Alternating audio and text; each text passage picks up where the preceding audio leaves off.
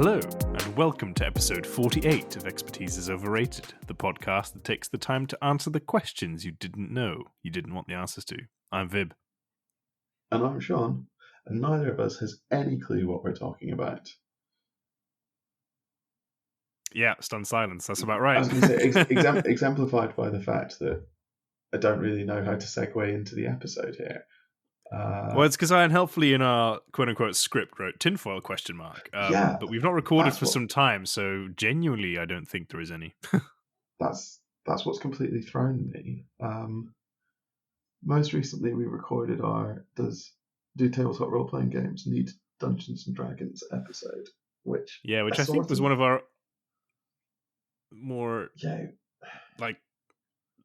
What's the word for it? Not less funny, but... sober. Yeah, one of our more sober episodes. That's right. Sometimes we do them. Considered, perhaps. It's very unlike us, isn't it? Yeah, I don't... And this is episode, 48? So in 2 episodes' time... Oh, fuck, I know. I've just remembered what we're talking about in 2 episodes' time. We've gone completely off the deep end. Can we do preemptive tinfoil? Why? Just for the absolute insanity of the title that we've picked for the 50th episode. Oh yeah, it's something stupid, isn't it? Oh yes. Should we give a little bit of sizzle, or should we keep it? It's video game related, and it sounds like a paper that could have come out of Oxford Brookes University. I think you're giving them way too much credit there. Well, no, think about it, because the title is wildly overcomplicated and magniloquent, while actually but magniloquence and Brooks are not things that go together. No, I think they go hand in hand. It's the distinction between magniloquence and loquaciousness. No. I know we're just showing off.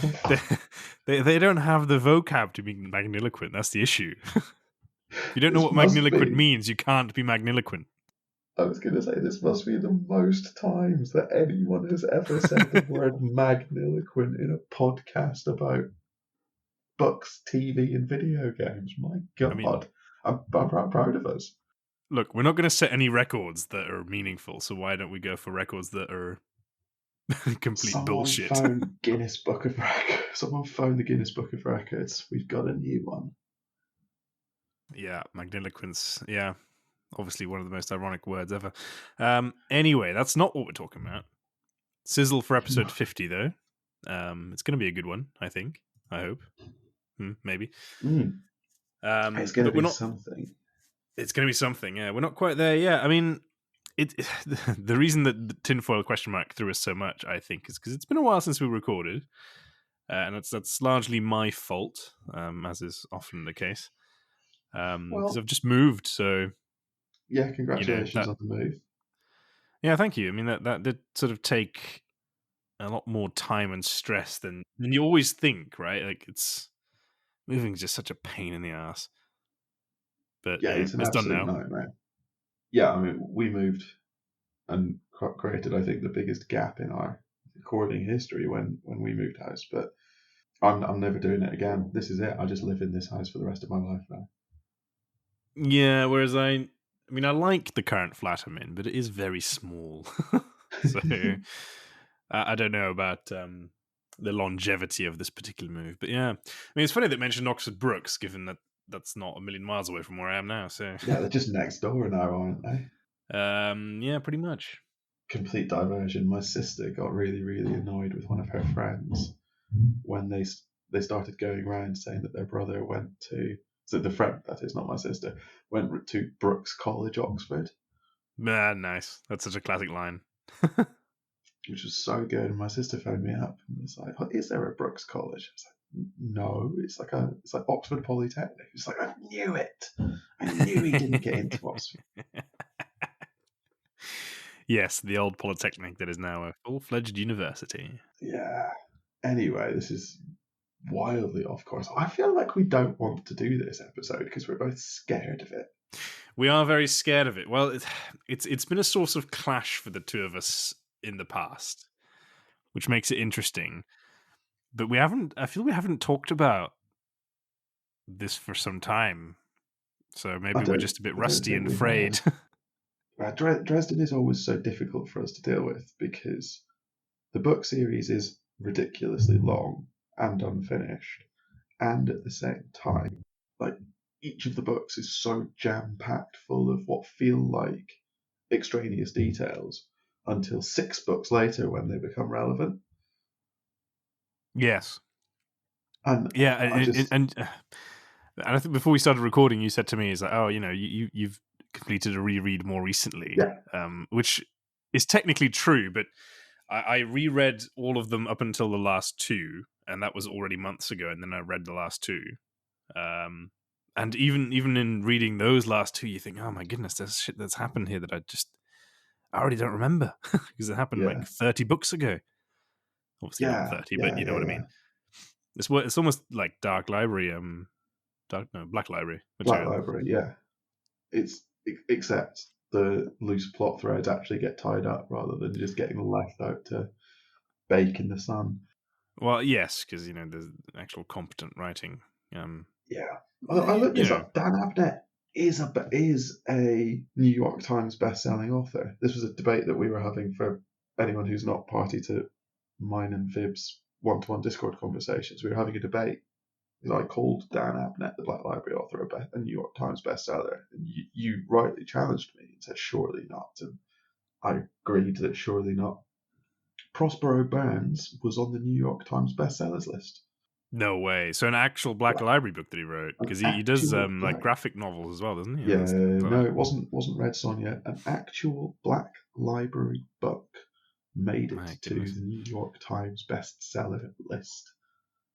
If ever there was proof of America, I'm actually not going to Don't, go there. we can extrapolate that one. you can take Anyway, that sentence wherever you like. exactly. I've got plausible deniability. Anyway, But yes, we are talking about the Dresden Files. we are Um, specifically Gentleman Johnny Marcone. Marcone? Marcone, surely. Marcone. Yeah, I mean, Johnny obviously, Marcone. Marconi. Well, you said so. This is how James Marsters actually started off pronouncing his name, John Marconi. Mhm. Something like he tried to Italianize it really, and then apparently a butcher sort of said to him, "Oh, actually, it's supposed to be Marcone," and then since then it's just been Marcone. This guy is not going to is going to be in these books too often for you to call him Johnny Marconi. Well, like I said, it just sounds really stupid, doesn't it? Like you instantly can't take him very serious, which No. is a shame because he's a very serious character. Someone to be taken seriously. Yeah, Sorry, it's a bit I'll let you ridiculous. die first, and then we can move on. No, I've just realised what's going on here. My webcam is recording me. This will be fine. This will be absolutely fine. I Your kept pressing webcam's mute. recording you. My webcam has a microphone in it, and I didn't check the settings. So there we are. Whereas in the microphone that you're using up until now was Currently, and I'm not going to try and change it now. The microphone that is currently recording me is the microphone in my webcam, not the foot tall audio recording microphone that I was that's talking really into. funny. That's really funny. But before this, just to again, just to highlight just how pro we actually are after dedicating or deciding that season 2 of our podcast was going to be super I professional. know. We just dropped an episode where Sean's sound is kind of rubbish. And I remarked at the start of this particular recording session that you sounded a lot better. And it turns out that your webcam microphone is better than your actual microphone.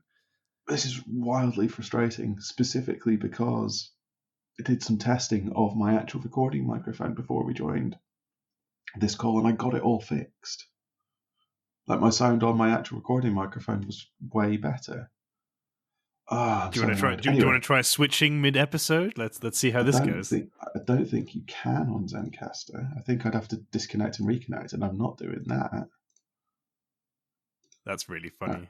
You're such a I'm so pro angry. podcaster. And this is all getting left in, of course. Of course, it's all getting left in. This is great content. This is It content. definitively proves that I, Vib, am the superior host. It proves that you can like read when it tells you what microphone it's going to record with. That's for sure. Actually, saying that, I hope that it's recording my normal microphone. I mean, let me now It's just check. This is it what you tuned sounds in like for, folks. it sounds I don't like even it know how is. you check. Click the little green tick. Yeah, I'm afraid of doing that, though. That's the issue. Yeah, my default microphone is, of course, my Blue Yeti, because I'm not a moron. I don't. I keep changing it, and Windows 11 keeps changing it Yeah. back. Anyway. This is That's all really funny. fine. That's really, really funny. Yeah, so welcome to Expertise is Overrated, folks, where we take our name very seriously. Yeah, I'm just living the EIO dream. That's what it is. Well, Anyway, I'm not going to be. this has been a I'm not. really wild start to an episode. We're 10 minutes in. God's sake, even by our standards, this is bad. It's fortunate that I'm not going to be doing much talking this episode because, much like last Oh, episode, we decided to do a call and response style where you ask me questions. Given that you've most recently done the reread, that's what we're going to do again, except I'm going to ask you the questions and you're going to answer them with poise, erudition, and tact. and And magniloquence, then of course. and magniloquence. And then when I get really irritated that you're answering the questions wrong, probably in about 10 minutes' time, I'm just going to wade in and start yelling at you, That sounds completely about right. answering my own questions and completely abandoning any semblance of the Socratic method, which would be great. You just had to get the Socratic method in there, didn't you? I did. I Pretentious, said it in. magniloquent twat. Stop saying magniloquent. It's getting Never. annoying. Anyway, let's actually start what we're here to talk about. Who is Gentleman Johnny Marcone, and why is he relevant to the Dresden Files? Well, John Marcone has short, salt and pepper hair, sun-hardened smile lines, and green eyes the color of all dollar bills. He loves that Yes, I am description, reading the doesn't wiki. he? He loves that description. Green eyes, the He color does. of all dollar bills. But it's a really good description for a number of ways, and I think we'll come on to it. But I love that is the opening line to the wiki because it tells you virtually nothing other than the color of his eyes. But yeah, he is again as Harry Dresden keeps referring to him. He's the robber baron of Chicago. He's like the underworld. Well, I actually can't use the word underworld because that has a very different meaning in Dresden. The criminal, the organized crime overlord of Chicago. He's essentially the mob because if you're going to set a story in Chicago, you have to include the mob, and that makes sense. Yeah. And he generally has been styled Baron, or has been granted the title of Baron by someone. I assume Mab, for reasons that are completely unclear to anyone. Yeah, so he's the criminal mastermind. He sort of runs Chicago. I think he styles himself as the Baron of Chicago, the person who runs Chicago, the person who is in charge and ultimately has all decision rights. So much so that he is a member of the Unseelie Accords as, head of Chicago, which is all kinds of weird. It's so confusing. It is very confusing. And is that ever actually explained? It's just from one moment to the next, like he gets Harry, ironically, to sign the paperwork. Harry signs the paperwork. Mab and Vaderung are his sponsors, I think. No, I think that Vaderung and Harry are the sponsors, right? Oh, but Harry can't. Isn't Harry the witness to the signature? No, because I think the irony of it all is that Marcone insists on him signing because it's just so stupid, right? But if Harry's signing, that's Harry on behalf of the White Council, because Harry isn't. Yes. So the White Council sponsor him onto the Accords. Yeah. I might be Why? completely misremembering this, but I'm pretty sure that was all part of the idea, right? Was that Why? he gets backed by yeah, so hang on. It's Vaderung, definitely. But it's before we Dresden meet enlists Vaderung. Marcone's help during the Battle of Wraith Deeps. Yeah, so to help out the White Court of Vampires Yeah. Menaces. Some great shit. In exchange for a seat at the table, that was it, right? So with Dresden's endorsement, Marcone becomes the first normal human freeholding lord of the Ancilia Accords. His 3 So required signatures come from Harry as a representative of the White Council, Lara Wraith on behalf of her father, the White King, and Donna Vaderung. So he's endorsed Harry by the does White not Council. have that authority. Well, he's a warden at that point. Is he a warden at that point? He is a warden at that point, yes. Him and Ramirez rock up at the residence Yeah, as that's right, wardens. Yeah, so I cloaks think, and all. and as the warden for like Chicago and surrounding area of the US, I'm sure that he has enough of a. It feels like that should take a senior councilman to endorse someone onto the Accords. That's foreign policy. Yeah, maybe. That's the equivalent of. Nearly got very political there. No, I'm going to go it. It's the equivalent of Priti Patel flying out to Israel to conduct backbench diplomacy. That's not on. You get sacked from the cabinet for doing that until the cabinet remembers that there's no one competent at all and rehires you into a promotion. Sorry. Yes. Anyway.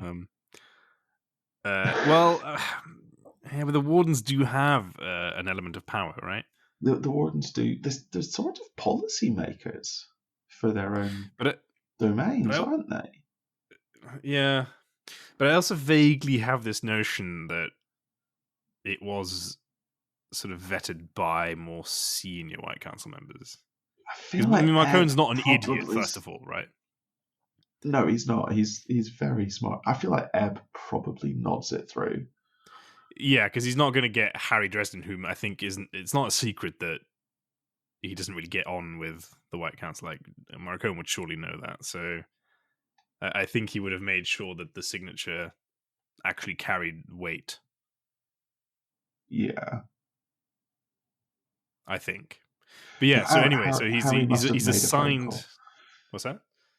Sorry, I was just saying Harry must have made a phone call or something. Yes. I think he does. I think he does actually. I think he speaks to Ebb. Maybe. It's entirely possible, yeah. Anyway, how the specifics are sort of irrelevant. Marcone, as you say, is a freeholding lord under the Accords, whatever that means. But he's also just a gangster, isn't he? He's just a gangster, but equally he gets, the effective leader of the White Court and Odin himself, to sign him into the Ancilia Accords. Like that's pretty punchy. And we're assuming that he just at that stage knows that Vaderung is Odin. Because we've not met Vaderung at that stage. No, we haven't we? Oh, I can't remember when we first meet Vaderung. Changes. Because White Knight is only the 5th book? Changes. We first meet Odin, isn't it? No. Yeah. Maybe it is when we first meet Odin. But I guess we've met Guard before then, right? Because met Guard before. Yeah. So I guess we know who Donna Vaderung is through Guard. As the CEO of Monarch Securities. Yeah, yes. Yeah. You don't make the leap that Vaderung is Odin until later. But after I think fact, Harry I guess might do, but we don't, and you don't. Anyway, but this leads us on into like the first kind of odd thing about Marcone, right? Because even 4 or 5 books in, when he is a vanilla mortal human, I mean, he's a gangster, as you say, but he does have an unbelievable knowledge of the supernatural world. You sort of see it as early as full moon, don't you? So when Harry comes bursting into that door. Yeah, Harry blows his way through the door, which is quite funny. But he lays the trap for what's Harley McFinn? Yeah, the most Irish American ever, the Loup-Garou, exactly. And he sort of seems vaguely prepared for a genuine werewolf, doesn't he? Yes. I mean, and he Not obviously not hires for someone from what. Monarch Securities as well, and I'm sure he knows that that's like a Valkyrie thing. Yeah, because he doesn't just hire an Einherjar or an Einherjar. He hires guard. You feel like that's going to be an extra level of cash, right? And he just has her on retainer for like The $20, whole series, 15. yeah. And then Yeah, he adds a whole contingent of Einherjar to it as well. including the fantastic line in Peace Talks where he just turns to Odin and says, "I'd like to hire them all for one night, please." And Odin's just like, "Yeah, fine, no worries. I'll take your money for that." Odin's Yeah, such and I a weird mean, character. and Marcone, like, he grows and grows and grows from strength to strength. I mean, he ultimately He is the one who does. hosts the peace talks that go so horribly wrong. Yeah. Um, He founds the Better Future Society, which is the group of sort of essentially the extension of the power net that keeps Chicago safe while Harry's a better or ghost. brighter? Doesn't really matter. Brighter BFS, future. You're yeah. right. But yeah, so I mean, in terms of the non-mortal population and the coordinations, Marcone is Chicago. Like, it's his territory. It's the same as Yeah. going to Arctis Tor and knowing that that's Mab's house. Yes, exactly. Well, he's one of a very, very small number of individuals who sign the Accords as opposed to quote unquote nations, isn't he? Yeah, It's like him, Pharaoh, Dracul, people like that. That's an insane peerage level it is. Yeah, it for really, a really guy is. who's just a 50-year-old bloke.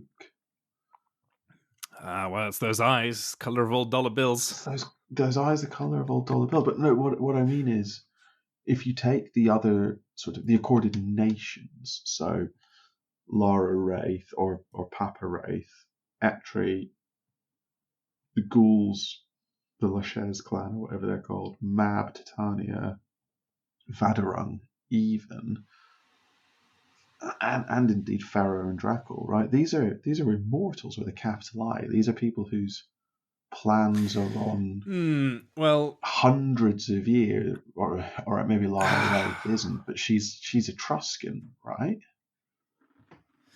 Like these are yeah, ancient beings. but I think that's not necessarily about the beings themselves, right? Because they're essentially signatories as the White Court.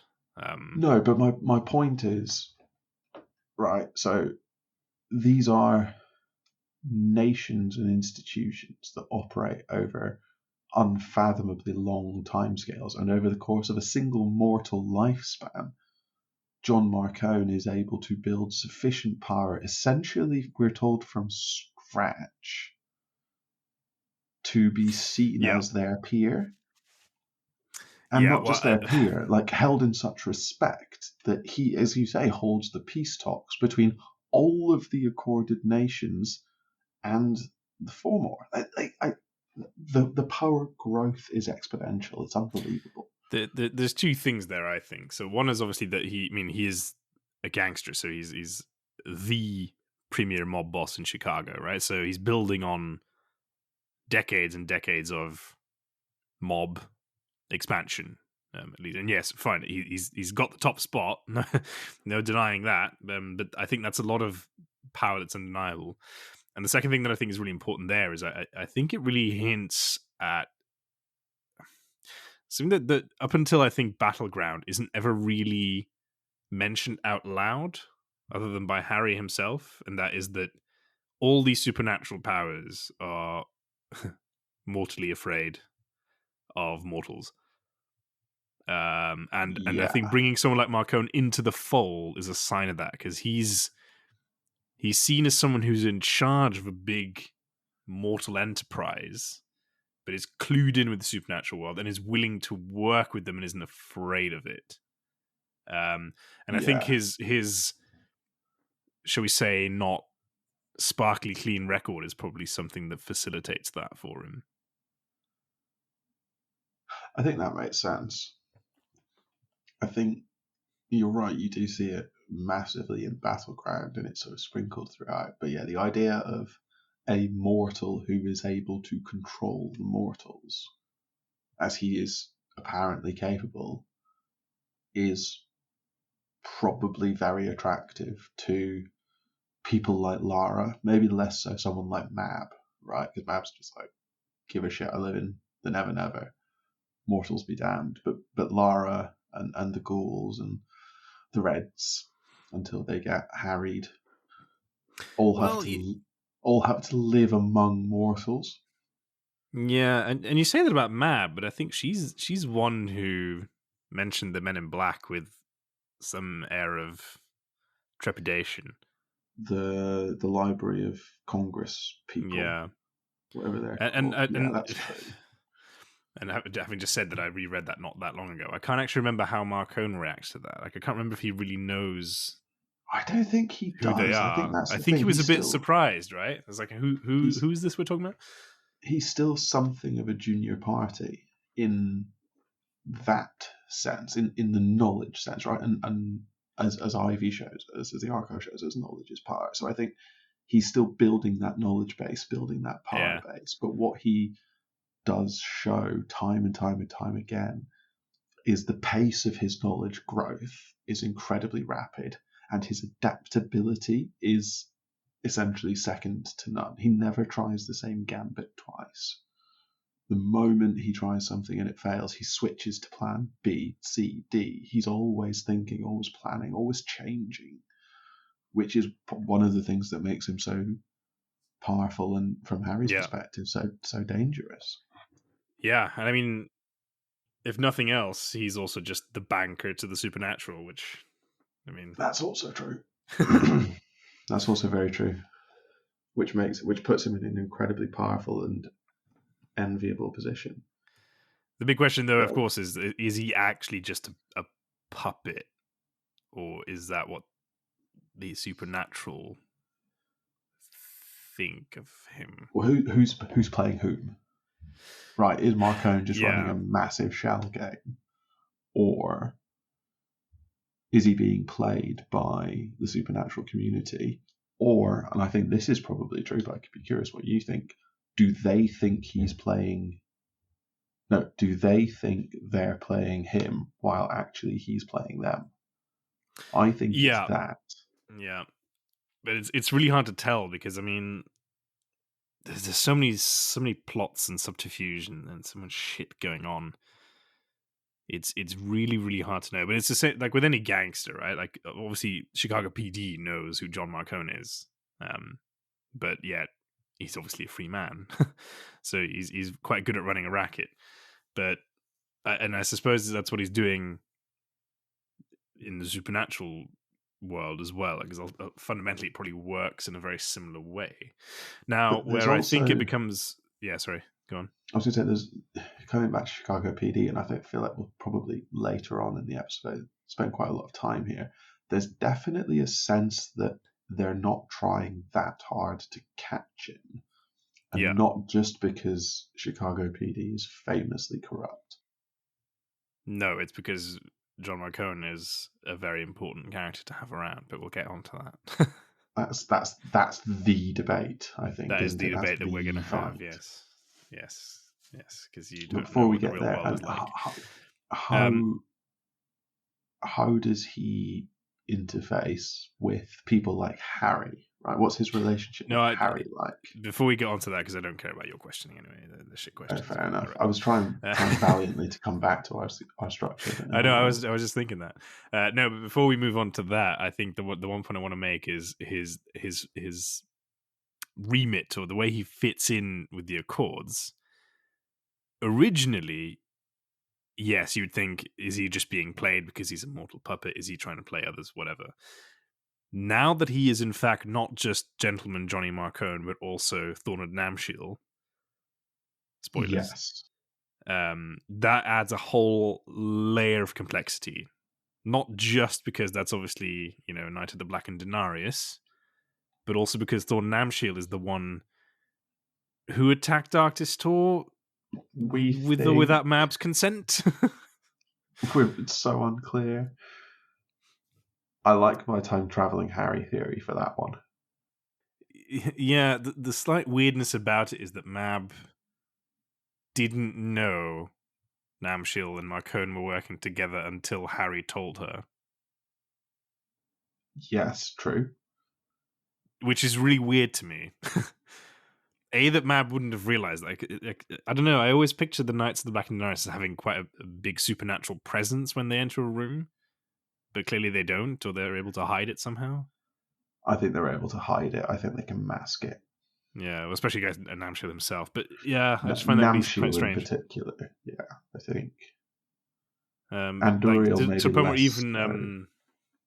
yeah, well, Andoriel's a shadow, so maybe that's even more likely to happen. Oh, fair. But even what's her name, Ethnu didn't like clock onto it until it was quite obvious. Yeah. Anyway, so I think that's so a whole weird. other level to this thing that maybe also feeds the argument that we've had previously. You know, Mab and Thor Namshil, what's going on there? Like clearly their communication There's isn't as more open to as we that think. story. Yeah. Yeah. So yeah, no, I think that's very interesting. Marcone's a very, very interesting character. But yes, let's get back to your questions, which I've answered so concisely so far. Yeah, so half an hour after the asking the first of our 8 questions. So how would you characterize Marcone and Dresden's relationship? Yeah. It's really hard to characterize it. Like it's sometimes like shit buddy cop comedy. Yeah. Other times it is just one's the hero, one's the antagonist. I guess one's the agonist, one's the antagonist. To use pharmacology Protagonist is terms. the word. No. Protagonist is the word you're looking Agonist. for. We're talking pharmacology now, not literature. Are we? Yeah. And yeah. So maybe that does lead on to the bigger question: Is John Marcone the villain, the antagonist, or a big antagonist in the Dresden Files? I think he's Harry's alter ego. He's Harry if Harry was willing to make the deal, cross the line, look at the big picture. I think. No, I don't think they're that opposed. They're not diametrically opposed because Harry makes the same decisions that Marcone makes as well. They're not opposed. Harry's like Marcone, just 20 years younger.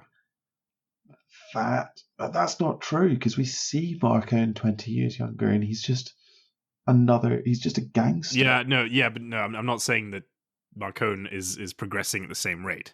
I'm saying that we're seeing Harry progress slowly but surely to a slightly darker version, and of himself. It sort of feels like he's heading towards where John Marcone is.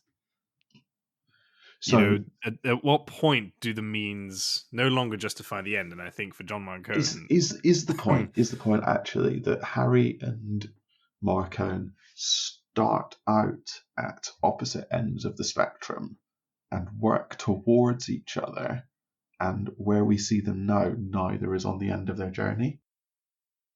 Maybe because I guess Marcone also does harbor innocent civilians during the battle, right? Which is a sort of but he has to be talked into it. He does have to be talked into it. Yeah, and obviously he sees that as a business transaction of sorts. Are they just hurtling towards each other? I don't know. I feel like Harry is moving more than Marcone. I think Harry is moving more than Marcone. I think that's probably true. Something we have to consider is of course that, you know, the way the Dresden Files starts out as a sort of noir detective thing. You have a private detective and you have the mobster antagonist. Well, I was going to say, how familiar are you with Ian Rankin's John Rebus novels? Not at all. I think I have read some Rankin, but it's such a good analogy for you to not know who I'm talking about. So there's a recurring character, antagonistic character in the Rebus novels, who is Big Ger, or Maurice Gerald Cafferty, right? And he is essentially the John Marcone of Edinburgh, but 30 years later. So he was the apex, and then he's sort of just fading away to let the new wave of organized crime take over. So he just goes, I'm done with this, someone else pick up the reins, essentially. He's still in the game a little bit. But he and John Rebus, who is an Edinburghian police officer, are essentially circling each other for 20 years, for their entire careers, basically. And they develop a sort of mutual respect and working relationship while also being completely diametrically opposed in their worldviews. And I think that's where Dresden and Marcone start. Where obviously they don't have that working relationship that Rebus and Cafferty have, but they have this like sort of... No, I just don't think it's as simple as that, because again, I think Marcone sometimes acts as a contextualizer for Harry, right? Because it's very easy to hate Marcone and be like, oh, you have people killed and you thrive on suffering and misery and blah, blah, blah, blah, blah. But then, they work together quite a lot.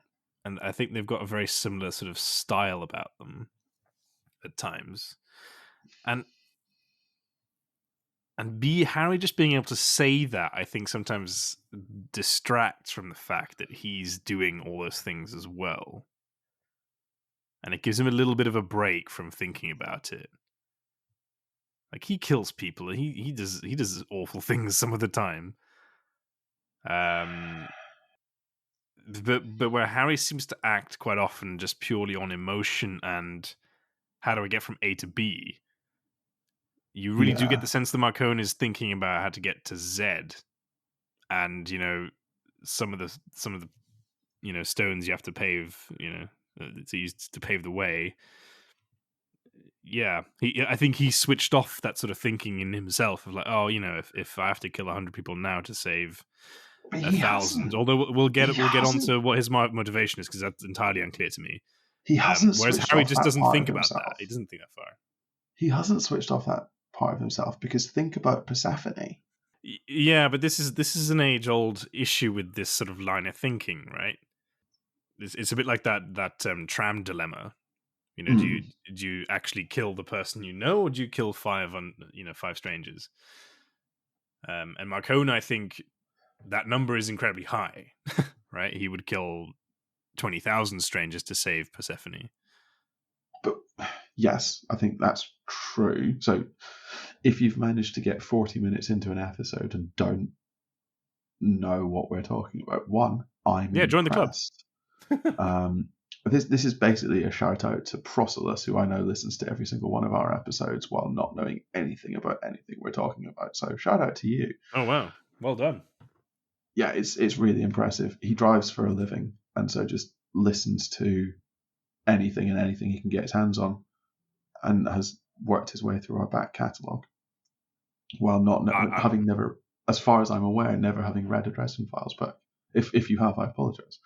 But specifically for you, Persephone is a character from John Marcone's backstory, and is essentially, and you're going to have to help me out here, she's a young girl who was, no, she's not, she's a teenager who was, as a young girl, caught in a crossfire between Marcone and a rival gang, and was put in a coma, and Marcone essentially is searching for a way to cure her. Yes. Basically. Because he feels guilt at the fact that she's in a coma correctly because of him. Yeah, but I can't remember. Isn't there more to it than she was just in the wrong place at the wrong time? No, so Helen Beckett. Yeah, Helen / Amanda Beckett or whatever her name is.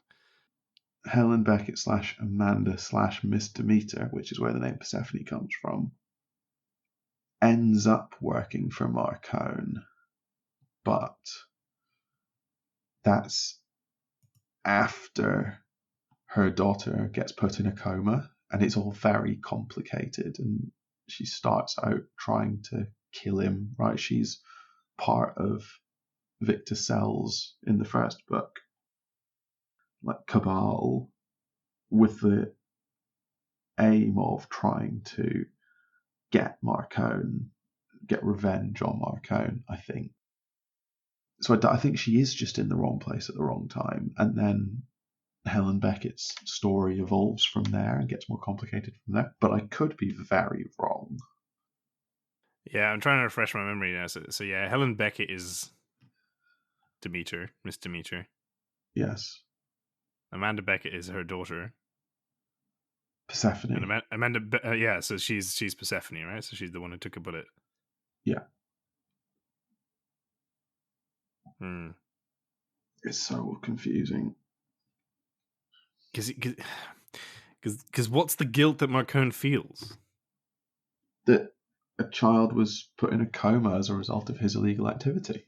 Yeah, but he the Beckett's was tried there. to sue him, right? Yeah, for wrongfully putting their daughter in a coma. Yeah, but so where's how's Marcone's guilt manifesting? Well, he has to rebut the lawsuit to stay out of, well, not to stay out of jail, doesn't he? But he also pays for her medical care. Yeah, it's very confusing. So it's about public versus private. So in public, he has to rebut the accusation that her condition is anything to do with him, which is why he fights and wins the lawsuit. But he then goes on to pay for her medical care because in private he knows it's his fault. Does he? I don't know. We don't spend any time in his head to find out.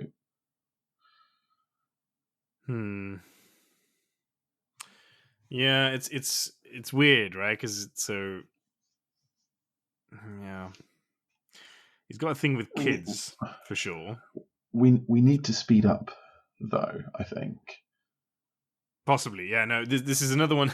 Like so often happens when we talk Dresden. There's just so many unknowns that we get sucked away. But I think let's move on to the arguably the most interesting point here.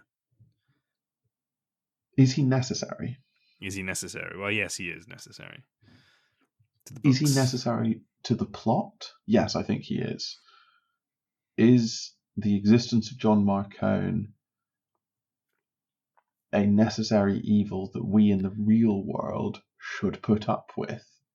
No, absolutely not. I think that's the better way of framing it, right? Let's not argue about the real world. Okay, all right. No, let's not argue about the universe of Dresden. Is Harry Dresden right? Is Harry Dresden right that John Marcone is equivalently evil and should not be tolerated? No. Yes. No, absolutely not. Done. No, but think of the consequences. If you get rid of John Marcone, you just get a power vacuum and you get 20 heinous individuals taking over. The beauty of Marcone has always been that you can reason with him. It's a bit like having a Mab in charge, right? She will kill 1,000 people easily, but she does it with a logic. And I feel the same is true of Marcone. He doesn't just do shit. He thinks about it and does whatever is logical. No, but if you logically, yes, we can all live in your fantasy world where everyone is good, but that's just not reality. Even in a fictional universe. I'm sorry. Like fundamentally, yes, I have a view of the world which requires people to act in their own and everyone else's best interests in order for the world to be a good place. But at the same time, that's the world that I want to live in, and I want people to work to build that world. Oh, grow up, you idiot. No, I refuse to. No, it's the world I want to live in. Yeah, sure. I'd also love to be able to fly. My word. Yeah, but one of my things is possible. One of those two No, things it's is not. possible. No, that's a complete logical fallacy. Fallacy. What was the Yeah, logical in fallacy? that's you got me so fucking angry. I can't even You've gone from speak 0 to English. 100 in like 3 seconds. My God. I was also going to look something up, and I'm so angry I can't even think what it was anymore. No, so No, but you're this bizarre romantic idea that you can't, that you have to have ultimate justice. Well, I can't even speak anymore. My goodness, what have you done to me?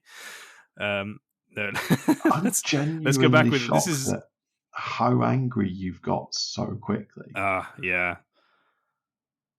I'm trying to find a quote. That's what I was trying to find. Yeah. Right. So so the analogy I was going to go for is that you're essentially trying to be Geralt here, aren't you? You know, evil is evil, lesser, greater, middling, it's all the same. If I have to choose between one evil and another, then I prefer to not choose at all. That's your view here.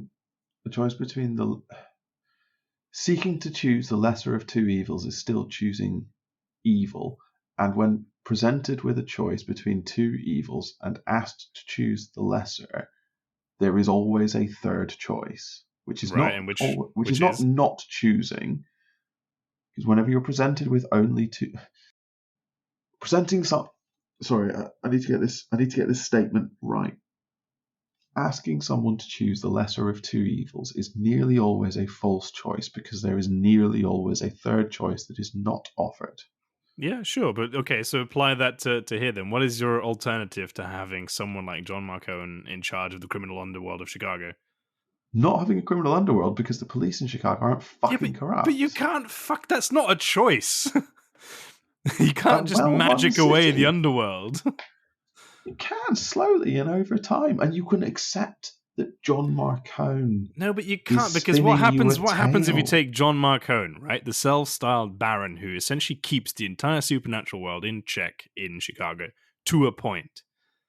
You take him out of the equation and everything's just free game. He's not doing that at the start of the book, so he's allowed to do that. He's allowed to get there by everyone turning a blind eye. What do you mean everyone turning a blind eye? What keeps the supernatural community in Chicago in check before John Marcone? Well, one presumes the White Council, but they essentially have stopped doing anything useful. Well, exactly. That's a whole separate debate. No, but so why doesn't Harry just step in and say, you know what, I've had enough of you. Boom, fuego. Because that would be illegal and also wrong. Two wrongs don't make a right. Killing John Marcone. Okay, fine. Why doesn't he arrest him? Stick him in the White Council jail cells.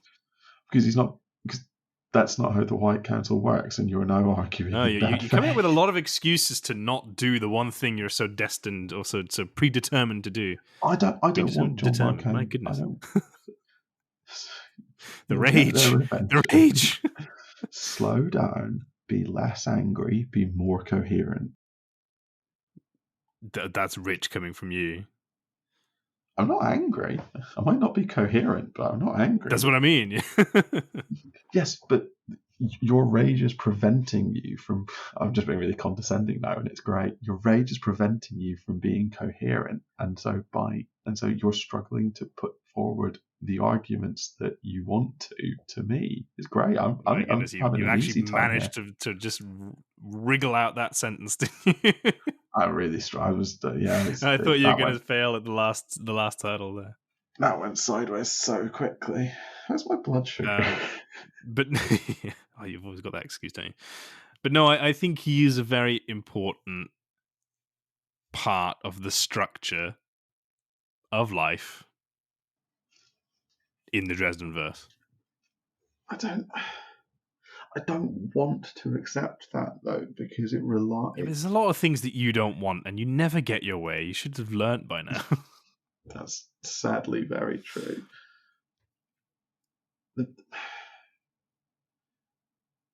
I just dread to think of the alternatives, right? Unless we live in your weird fantasy world where everything's just sunshine and rainbows. There's no realistic way of getting there. I don't think you need to be John Marcone in order to look after Chicago. That's my point. That's my core point, right? I'm putting the joking to one but the side. part There's so the much evil okay, that shut comes up and let me along with. talk. Which we haven't said in a while, so wow, You're congrats on. interrupting me. Yeah, I know, because I'm more important. No, I've also forgot my point again. No, the issue is that yeah, sure, if we assume that John Marcone is the only source of evil in the entirety of Chicago, then yes, he's an issue. No, The problem is that there is a lot of crime, like there is in any big city, and at least I think he does a better job of keeping a lid on it than Chicago PD, but you're for jumping example. around. I thought we were arguing about protecting Chicago from the supernatural. Now you're talking about organized crime. Pick one. No, both.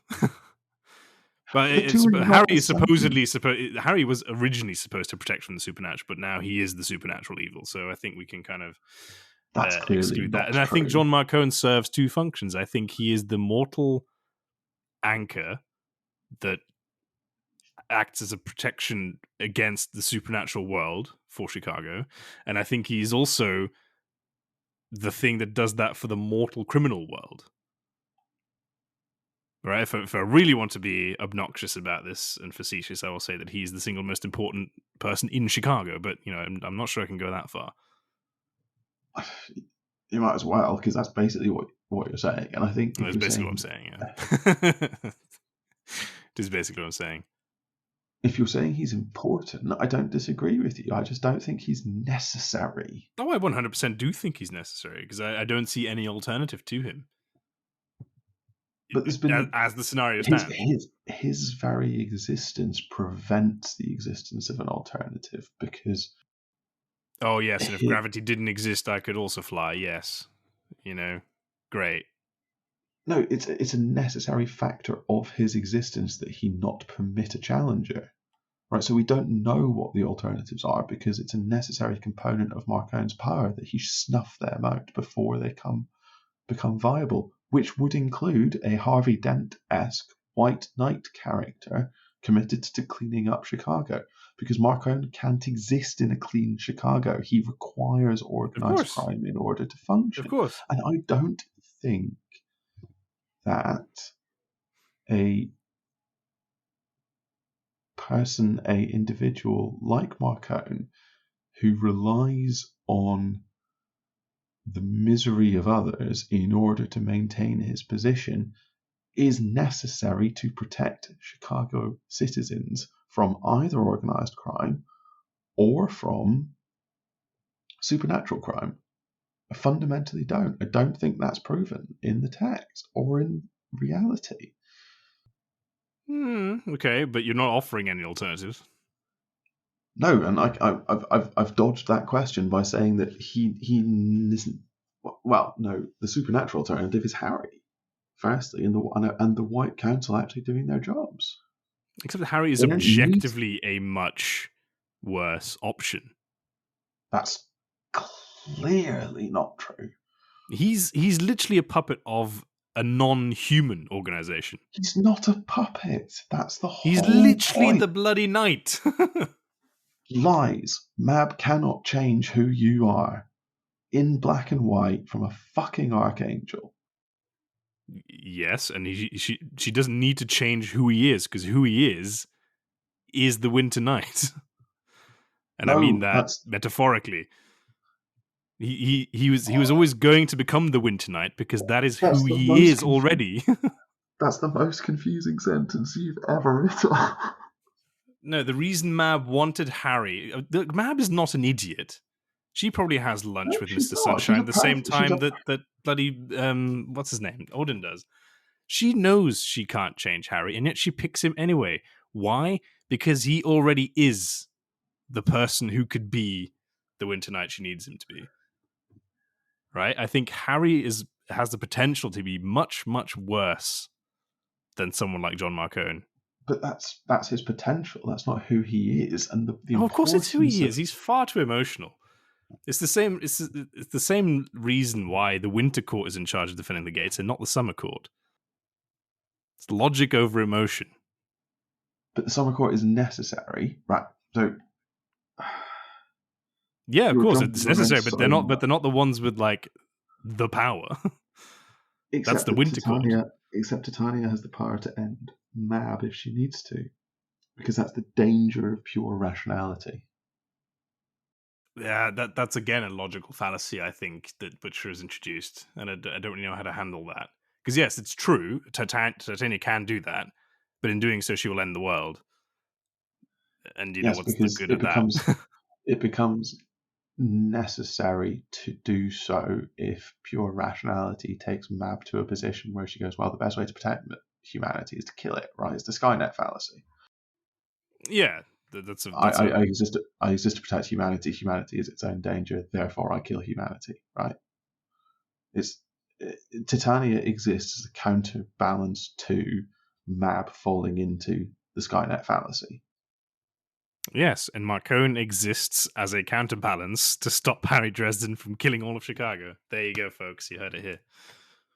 Somehow I've ended up arguing for the fact that Harry is the villain and John Marcone is the, as I call them, agonist. I don't. I genuinely cannot work out how you can be arguing in favor of the man that employs drug dealers and pimps. I cannot. I fundamentally can't What, get my as head around opposed to that. the man who used literal killer cats? To to destroy the foe more. Yes, and what do you think Marcone's ultimate aim is? I guess that's the big question here. I don't know. I don't know what Yeah, Marcone's I'm ultimate trying to aim argue is. for him actually having some sort of decent ulterior motive that isn't just wealth. Now, whether or not I'm right in that, I don't know. I His think eyes are the Marcone's aim. color of all dollar bills. I think Marcone's aim is power. Yeah, maybe, but That's what he's he doing. That's what feels he's like doing too for. old for that to still matter. Why does he own senators then? Yeah, but because he could equally just rest on his laurels and just not, I don't know, not fight the FOMO, for example, not set up the brighter future society. Like, I guess ultimately what I'm trying to argue is that there's a lot more parallels between Marcone and Dresden I than you don't seem to want dispute to that. admit, and you, but you No, for some reason you seem to think that Marcone is fucking heinous, whereas Dresden is okay. Whereas one is very obviously the Winter Knight, and the other is not. the other's a knight of the fucking blackened denarius. Yeah, You fair want to play. talk about being a Actually, puppet? so is Harry for nearly. But that nearly there is a world of difference, a Yeah, universe but of then sure, difference he gave up the coin just to encapsulated take in up the that Winter Mantle. nearly. Like, is that any better? Harry thinks so. He Yeah, thinks but it's the Harry's least an of the three awful judge of evils. character. And you yourself make the point that Mab is a creature of pure reason. So what's the danger of being a servant to the creature of pure reason? No, I'm saying there isn't one. But all I'm saying is that it shows you what kind of person Harry Dresden is. The real test here is, have we ever seen Mouse interact with Marcone? We must have done. I can't remember. That's a phenomenally good question. They're in the same scene in the book that's got the Arctis Tor fight in it. I can't remember which one it is. When Marcone doesn't Marcone come to rescue Harry? When Harry it was when Mouse gets hit by a van. Sorry, I'm jumping around all over the place because I can't remember the name of the character. When Harry's captured by Vito Malvora and his like frog lawyer demon thing, doesn't Marcone rescue him? And Mouse is there, Duh, but is that Marcone himself? or is it just I think Hendrik? Hendrix and Guard show up, don't they? Yeah, Marcone rescues Harry a lot, He does. He It's kind does. of weird. because he Yeah, recognizes I that the think we person definitely is have very to useful. approach this topic when I'm not raging, because I think it really impacted my loquaciousness. I think we need to revisit it. I think that's absolutely true. With prepared statements. I think that might Just put that actually out be there. the answer. I think that might actually be the answer. We always need to approach it as a as a as a essentially a court case. Yeah, exactly, a little bit. And judge John Marcone for what he is Yeah, himself, and because I mean, I've I've done the old fashioned trick of likening him to another character, um, and relativity is always a funny thing. yeah. Moral relativism. Well done. Generally, not a great place to hang your hat. Let's do that then. So throw it back to the audience first and foremost. Is it, unless we get a load of people telling us don't do that, that would be terrible. I propose, in which Well, case we'll probably do it ultimately, anyway. it's probably a hot take, right? I sort of It's a feel that hot more take people with would the be on your side, right, than on mine. I think it's a hot take where I think the style matters, because my Yeah, a suggestion is court that case I style is good. prosecute. Yeah, My suggestion is that I prosecute and you defend, right? But that almost requires me to make the case and you to defend. If that makes sense. So yes, it maybe occupies the hot take space, and we've got a hot take coming up at episode 52, so we could do it there. But what do you think? What do you think? So I make a quick opening statement, and then you make an equivalently quick opening statement, setting out what we're going to say. Then I prosecute, you defend, and then we close, and then throw it back to yeah. the listeners to Well, yeah. I judge. mean, as you say, let's throw it to the listeners, and we'll kind of see what side of the argument they come down on. You know, is John Marcone fundamentally a good or a bad thing? And I guess the Don't make majority it don't make it gets in to be terms the of good or defense. bad. Don't make it in terms of good or bad, is he? Oh, okay, sorry, I've interrupted you. What was your suggestion? Yeah, well, yeah. I mean, I don't know what alternative words to use to good and bad, because necessary is the wrong question. Because yes, there's no denying that he is necessary. um, nah, Is can he we argue necessary necessary? evil, or is he just necessary? No, I don't think he is necessary, because I think almost by arguing he's necessary, you dodged the question of whether or not he should be necessary. Yeah, but that has to be really tightly defined. Necessary at, at what point? As in now, from the beginning of the So story, I almost think as that my just a argument thing. I almost think that my argument is that he's forced his way into necessity. Right, so he's not necessary at the start of Stormfront. He's just not. Mm. But by Battleground, he might be.